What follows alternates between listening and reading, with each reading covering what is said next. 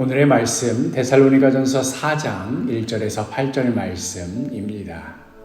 그러므로 형제들아, 우리가 끝으로 주 예수 안에서 너희에게 구하고 권면하노니 너희가 마땅히 어떻게 행하며 하나님을 기쁘시게 할 수 있는지를 우리에게 배웠으니 곧 너희가 행하는 바라. 더욱 많이 힘쓰라. 우리가 주 예수로 말미암아 너희에게 무슨 명령으로 준 것을 너희가 아느니라. 하나님의 뜻은 이것이니 너희의 거룩함이라.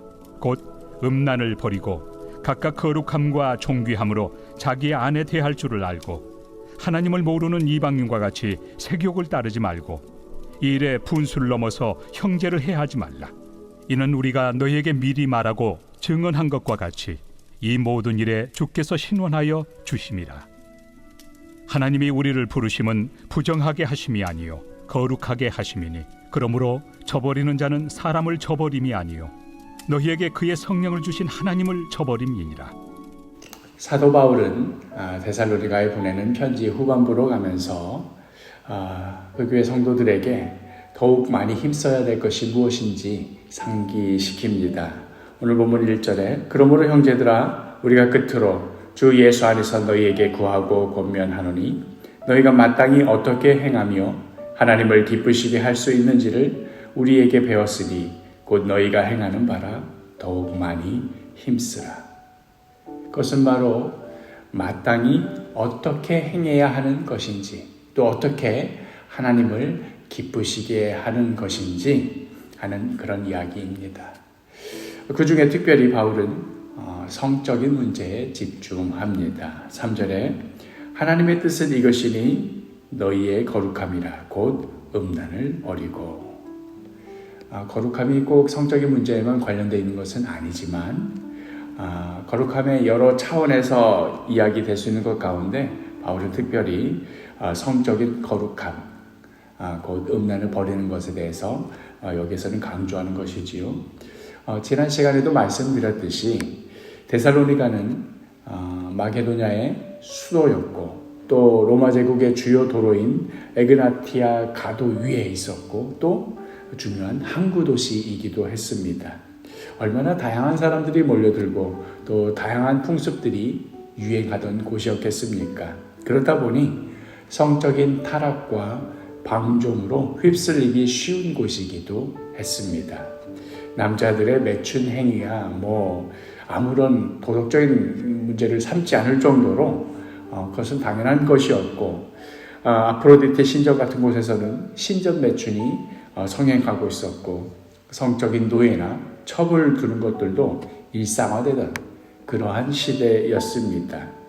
바로 그러한 시대 또 그러한 도시 한복판에서 바울이 가르치는 바가 무엇이었는가 하면은 4절에 각각 거룩함과 존귀함으로 자기의 아내 대할 줄을 알고, 자기의 아내를 존귀함으로 또 성적인 거룩함으로 대하라는 것이었습니다.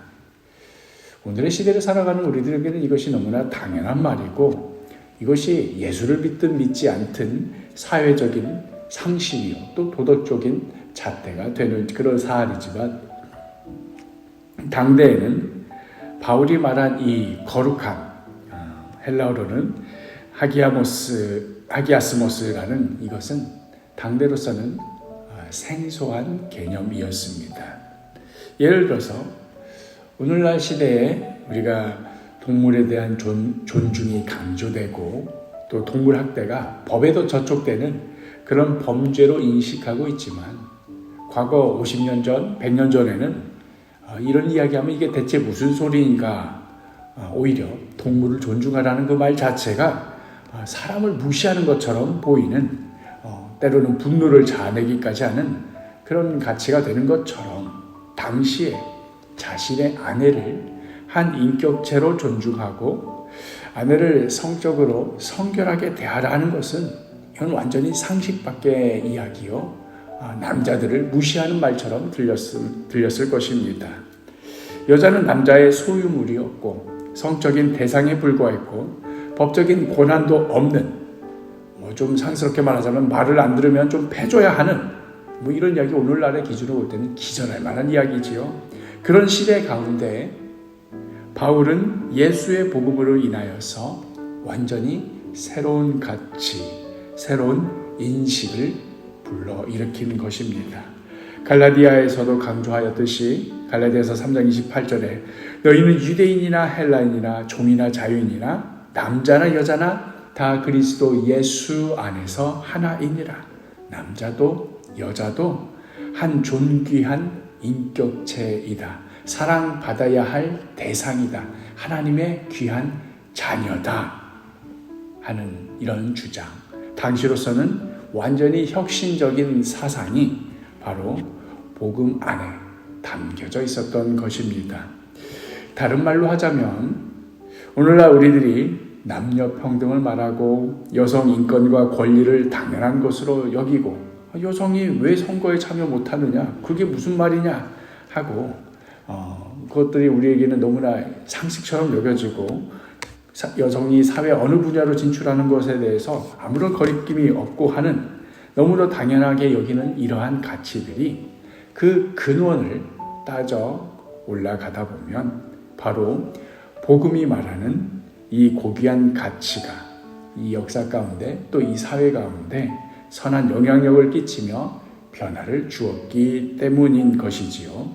여성 문제뿐만 아니라 노예제도, 민주주의, 개인의 자유, 종교의 자유 등 오늘날 시대의 여러 분야의 다양한 귀한 가치들이 따지고 보면 복음에서 가르치는 그런 가치들이 우리 사회에 조금씩 들어와 선한 영향력을 끼친 결과물입니다.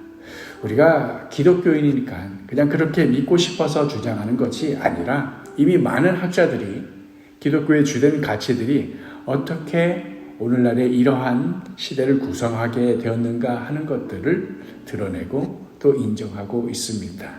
이미 세속적 가치가 되어버린 것처럼 보이지만 사실은 그 근원에는 복음이 우리에게 가르치는 바가 그 기저에 깔려있는 것이지요.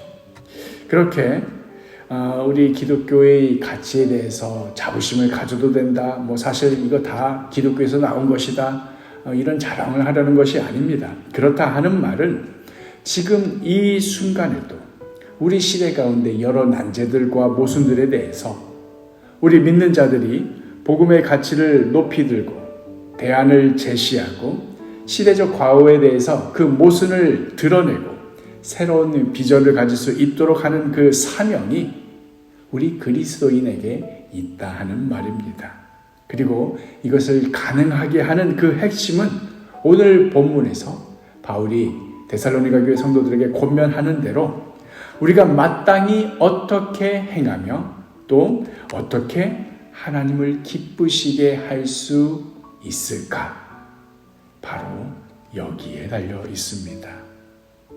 기후위기, 경제적 불평등, 정치적 양극화, 극단주의 또 근본주의자들의 성행, 남북 평화 문제, 난민 문제, 종교 갈등 문제 등등 도대체 어디에서부터 풀어야 할지 가늠조차 되지 않는 이 엄청난 위기와 난제 가운데 우리들이 살아가고 있습니다.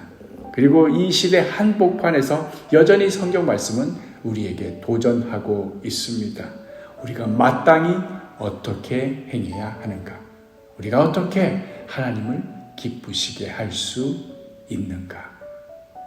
오늘 하루도 이 질문에, 이 도전에 겸손히 주님께 지혜를 구하고 주님 뜻에 순종하며 하나씩 길을 열어가시는 그러한 그리스도인, 이 시대에 부름받아 쓰임을 받는 귀한 그리스도인 되시기를 간절히 축복합니다.